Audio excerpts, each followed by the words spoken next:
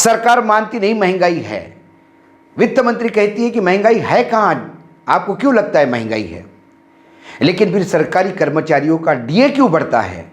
Reserve bank of India जब अपने repo rate में 0.50% इंटरेस्ट रेट बढ़ाता है तो कहता है कि महंगाई पे अंकुश रखने के लिए हम कर रहे हैं। भाजपा के तमाम नेता, सरकार के मंत्री इस बारे में मौन रखे हुए हैं, क्योंकि अब वो इस स्थिति में नहीं बोलने के कि देश में बेरोजगारी नहीं है, क्योंकि उनके पिताश्री कह रहे हैं कि बेरोजगारी है। जिस दिन नोटबंदी हो गई उस दिन से मैं कह रहा था कि नोटबंदी के बाद इस देश की आर्थिक स्थिति पटरी पे आना बहुत मुश्किल होगी।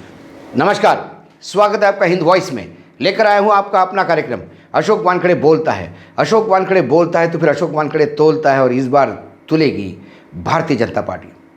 भारतीय जनता पार्टी इसलिए तुलेगी क्योंकि जब बोलना नहीं होता तब पानी पी पी के कोसते हैं, और जब जवाब देना होता है तो मुंह पे टेप लगा के चुपचाप रहते हैं।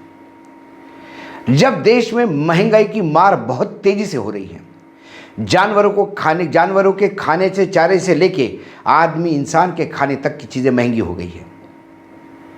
सरकार मानती नहीं महंगाई है। वित्त मंत्री कहती है कि महंगाई है कहाँ, आपको क्यों लगता है महंगाई है। लेकिन फिर सरकारी कर्मचारियों का डीए क्यों बढ़ता है और वो 38% कैसा हो जाता है, इसके बारे में सरकार मौन है।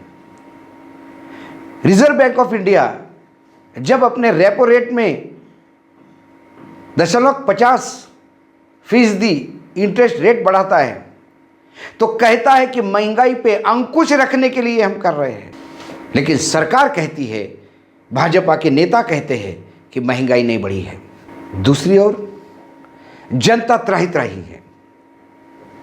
5 किलो अनाज की भीख अब दिसंबर तक मिलने वाली है, क्योंकि लोगों की स्थिति ठीक नहीं है, लेकिन महंगाई नहीं है। लेकिन जब उनके आका, जो पितृ संस्थान है राष्ट्रीय स्वयंसेवक संघ, उसके सर कार्यवाहक ये राष्ट्रीय स्वयंसेवक संघ में दूसरे नंबर की पोजीशन है, और सही देखा जाए तो सारे एडमिनिस्ट्रेटिव अधिकार, संघ को चलाने के अधिकार उस सरसंघ चालक के पास होते हैं। संघ चालक तो एक क्या बोलते हैं, भीष्म पितामह जैसे बैठे हैं, जो सबके अभिभावक हैं। तो वो सरसंघ चालक दत्तात्रेय होसबोले ने हाल ही में स्वदेशी जागरण मंच के एक वेबिनार में कहा कि देश में महंगाई का दानव खड़ा है। उन्होंने कहा कि गरीबी का राक्षस रोज बड़ा हो रहा है। गरीबी रेखा के नीचे 20 करोड़ लोग हैं। गरीबी रेखा के नीचे 1% के पास नीचे है, और देश के 1% लोगों के पास देश की 20% संपत्ति है।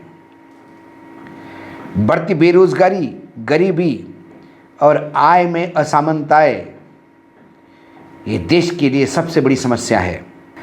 देश के बड़े 50% लोग, देश के 50% जो जनसंख्या है, टॉप 50, उनके पास 87%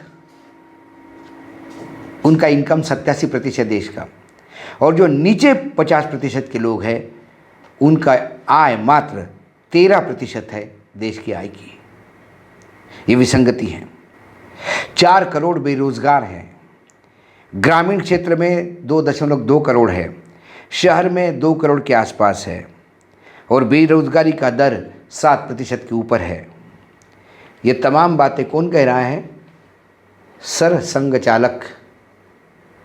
जब वो कह रहे ये स्थिति है, इसके बाद भाजपा के तमाम नेता, सरकार के मंत्री इस बारे में मौन रखे हुए हैं, क्योंकि अब वो इस स्थिति में नहीं बोलने के कि देश में बेरोजगारी नहीं है, क्योंकि उनके पिताश्री कह रहे हैं कि बेरोजगारी है। सारे गोदी चैनल आज चुप है।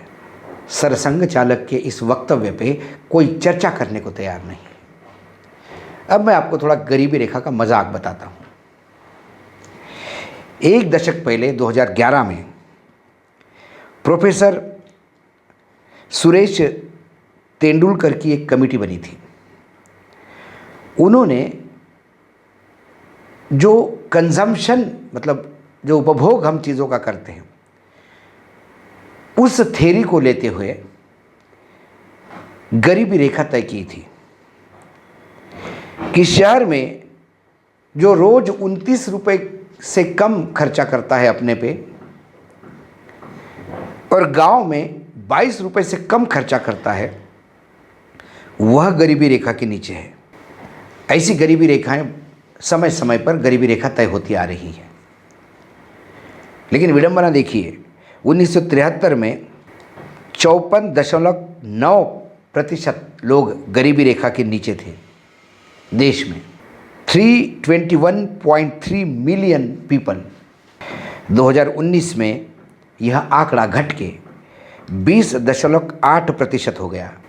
आंकड़ा प्रतिशत घटा, लेकिन जनसंख्या की दृष्टि से देखूं तो 321.3 मिलियन जनता बढ़कर 346.3 मिलियन पहुंच गई। क्योंकि अपना जब पॉपुलेशन बढ़ता है तो गरीबी रेखा के नीचे भले ही प्रतिशत कम हो लेकिन बेस बढ़ता है। हाल ही में 2022 में एक और इंडेक्स सामने आया, world equality index report, world equality report 2022।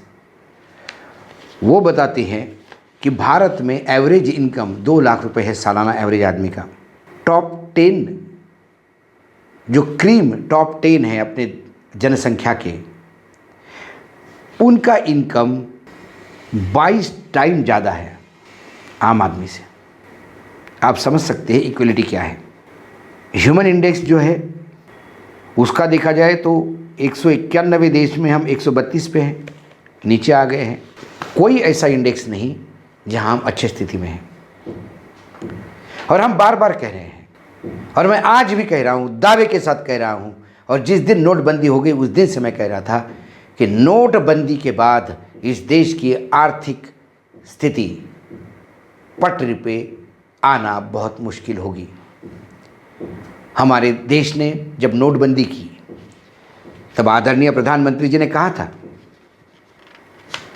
कि हम इस नोटबंदी से काला पैसा बाहर निकालेंगे, और उनका जो एस्टिमेट था वो 3 से 4 लाख करोड़ काला पैसा निकलेगा, ऐसा वो कह रहे थे। अभी भी कुछ पक्का आंकड़ा बताने को तैयार नहीं है, लेकिन रिजर्व बैंक ऑफ इंडिया की जब रिपोर्ट्स देखते हैं और उसमें गुना भाग जोड़ तोड़ करके जो आंकड़ा निकल में आता है वो करीब करीब 1.3 लाख करोड़ काला पैसा सरकार के पास वापस आया नोटबंदी के बाद। और उसके बाद लगा कि अब तो काला पैसा समाप्त हो गया, जैसा प्रधानमंत्री ने कहा था।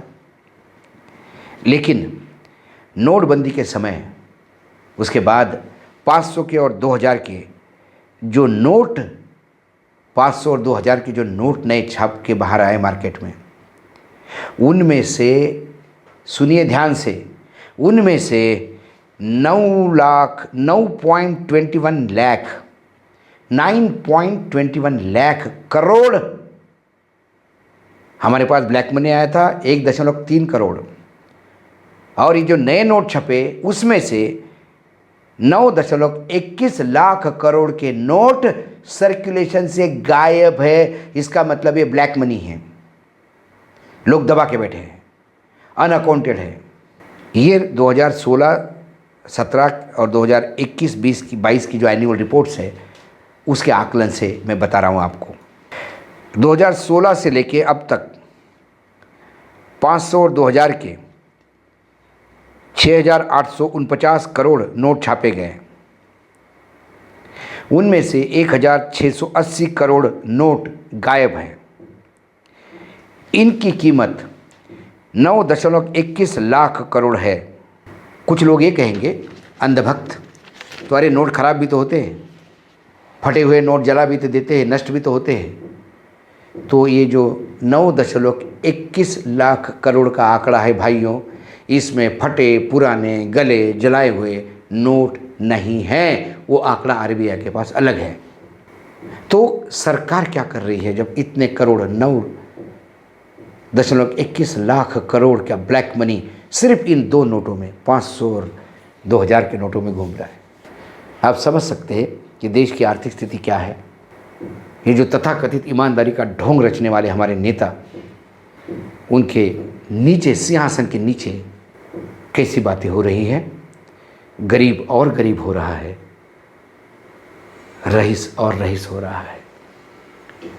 यही नया भारत है वर्तमान राजनेताओं की दृष्टि से। आज इतना ही, फिर आऊँगा कल या पर जब भी समय मिले एक नए विश्लेषण के साथ। तब तक के लिए नमस्कार। देखते रहिएगा हिंद वॉइस।